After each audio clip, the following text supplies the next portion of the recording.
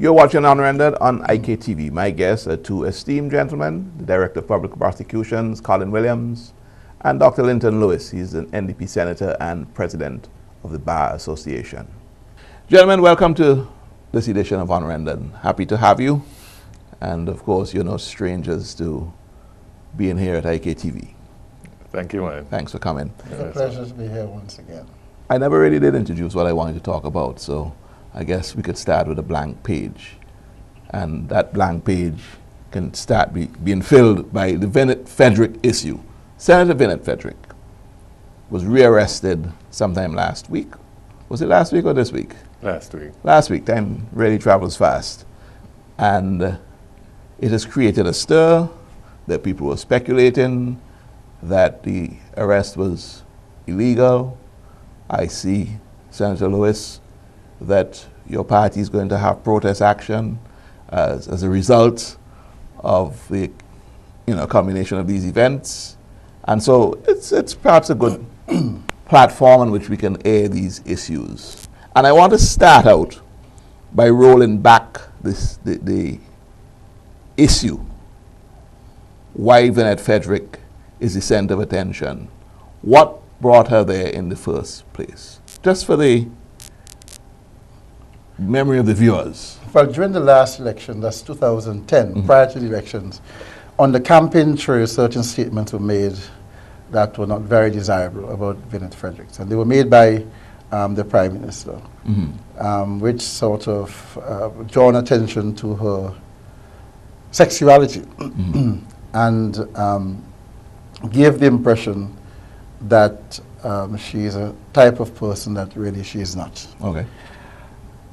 That matter was brought before the court under Section 51, subsection 3 of the Representation of the People Act 1982, which clearly indicates that if you're on the campaign trail and you make it a false statement about one of the candidates, and in order to prevent that candidate from actually scoring highly or winning the elections, then you ought to be punished. And if you are a politician who did that, you will be precluded from voting for 5 years, and there will be by-election in the constituency that you represent if you win the elections.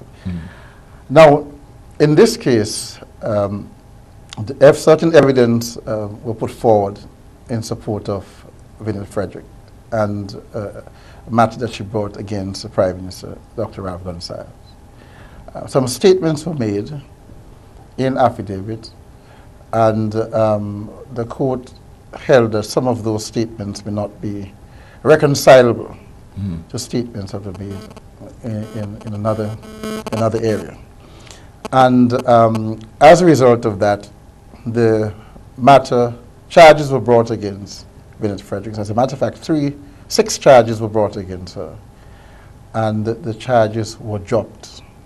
The charges were with respect to perjury, indicating that statements were made that were not correct, that were not accurate, that were not true, that were false, and therefore those charges were brought against her. They were dropped in the magistrate court, all 6, for whatever reason, and having felt a sense of success after those charges were dropped, Ms. Frederick went into a restaurant, having a meal with her lawyers and other friends and well-wishers, and the police came shortly after the matter was thrown out of the court, and the police came and actually attempted and did, in the end, arrest Ms. Frederick. All right, Senator Lewis, heard your recount and your perspective on what happened. Let me ask the DPP whether he concurs with you, or does he have a different version of the sequence? There are differences in what I would interpret the facts to be. Now, Ms. Frederick, in January of 2011, sought to institute legal proceedings that would have resulted in that could have resulted in the Prime Minister being the bad, as he said in that manner. In instituting those charges, she made certain statements to the chief magistrate. The chief magistrate did not sign that particular application of hers to initiate the legal proceedings. They took it up to a judge in chambers, and a judge in chambers would have received further affidavits from the said Vinette Frederick, in which again she made certain statements stating affirmatively that certain things were indeed said and certain things were indeed done. The judge who heard this particular application said, if those things were indeed said and done, then the chief magistrate erred and issued a directive, an order basically for the chief magistrate to do so. She nevertheless held that Vinette Frederick on that occasion had done certain things that were not proper. Indeed, the term that she said they were not innocent, that is what the judge held. At that first stage, the judge held that what she did was not innocent. It then went to the Court of Appeal, and the Court of Appeal, immediately upon certain additional affidavits being put in by Vinette Frederick, made a ruling on the matter, dismissing it and making indeed certain statements in relation to that matter. And that particular judgment is available on the Eastern Caribbean Supreme Court website at eccourts.org. If they put in a search for Vinette Frederick's name, you'd find it. And persons can read that particular judgment and see what was said. As a consequence of what the Court of Appeal said and the paperwork that was before the Court of Appeal, the matter was referred to the Office of the Director of Public Prosecutions. And I did not handle the matter myself. I passed it off in terms of for someone else to deal with, and charges were laid. When these charges came up before the magistrate, there were several amendments done at different sittings, and ultimately, Vinette Frederick did not plead to these charges, but her legal team raised what we call an in limine submission. That is a sort of preliminary point they raised. In other words, she cannot plead to these charges because they lacked sufficient particulars, specificity, right?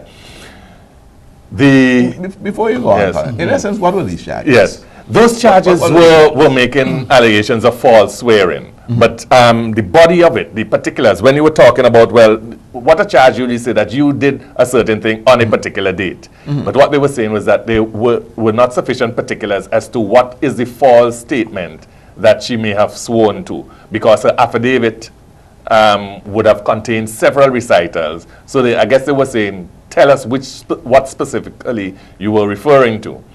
So this was not included in the initial charges. So a submission was made to the magistrate, and all the magistrate did was to uphold the submission that particular side made. Are you saying that in fact the case was not thrown out? It was not thrown out or withdrawn or anything of the nature of the descriptions that I've heard. All that happened was that the magistrate ruled upon a preliminary submission. Because if indeed a matter is thrown out, as we call it, dismissed or withdrawn, right, it then raises certain issues as to whether or not you can bring it back. But if none of these things have taken place, then you can bring back a matter. So Dr. Lewis, you're indicating that the charges were dropped, or thrown out. In essence, what happened is that, as Colin said earlier on, point was raised by the defense counsel, which was accepted by the magistrate, that there were problems, irregularities with respect to the charges, the particulars in the charges that were brought, and therefore the matter could not have proceeded further in court. Yes. But was it a case of the prosecution being sent back to go do their homework, as it were, come again? Was that it, or matter dismissed? But no, it wasn't a dismissal. Okay. It wasn't a dismissal. That is the point I wanted. I'm satisfied with. Yeah, it wasn't a dismissal. Okay, so we've gotten this far, And as you articulated, there was a bit of jubilation having gotten the first, and in the Vinette Frederick camp, there was a bit of jubilation that, hey, what they submitted was upheld. And there's a celebratory lunch, as it were, and in comes the police to make a rearrest of Vinette Frederick. Was that indeed proper, Colin, the manner in which this was done? Is it, some people even say it's illegal, and we'll get into that. Yes. But before we talk about the legality, let's look at the style. Was that a public humiliation, an intended public humiliation of? I am not of the view that it was an intended public humiliation.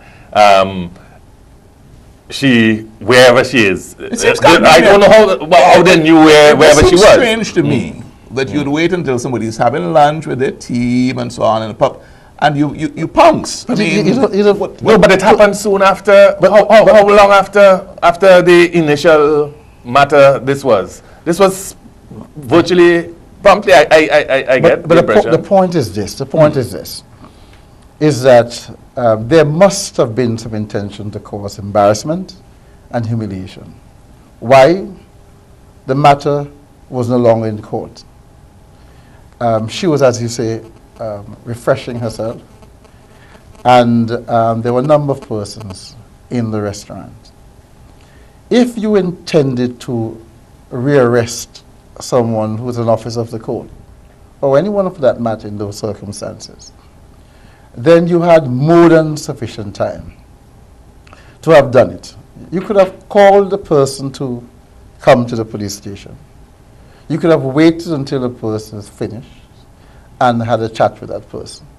There was no need to be in a full battle dress and to have gone into the restaurant, giving the impression that the person was armed and dangerous, that that person had committed some violent offense, or that person may well tamper with the evidence if that person is not arrested immediately, or that person was a flight risk and therefore you had to get the person in as soon as possible. None of those circumstances existed. That dramatization of what happened, it was totally unnecessary. In your view, was unnecessary. Totally unnecessary. And perhaps in the view of yes. me. I'm going to hold it there, and when we come back to the second segment, I'm still going to pick this up because I want to hear from the DPP why that approach, if in fact his office had anything to do with it. It may not be, it may be the police, I'm not sure. Okay, but we have to get that cleared up before we talk about the legality of her arrest. There are two issues here, okay?